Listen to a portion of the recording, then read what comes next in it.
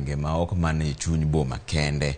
Kotwake nyasi mar chako ayanga pith mar yien mohao milion 3, gavana ma kaunti no Anyang' Nyong'o lero ni chenro no biro chopo nyaka e kor gwenge mondo mi aluora kod lwasi ma Kisumu obed manyangafu.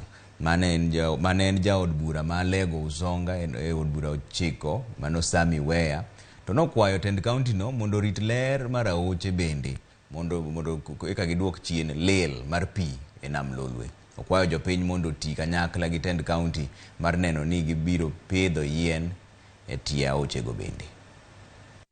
Even the lake and rivers, they are carbon credit emission, they use carbon credit emission. So if we're able to protect those rivers, we're able to desail our rivers, we're able to plant trees and do vegetation around the rivers, like they've done all over the world. I also appreciate the idea. Climate change is real.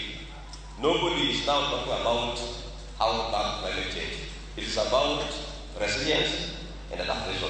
Those are the only two things that people are talking about. Because it is now real that it's with us. And mitigation and resilience are the things that we are talking about. Yeah. Wan kaka sirikal, wan ga administration modhi nyaka gweng.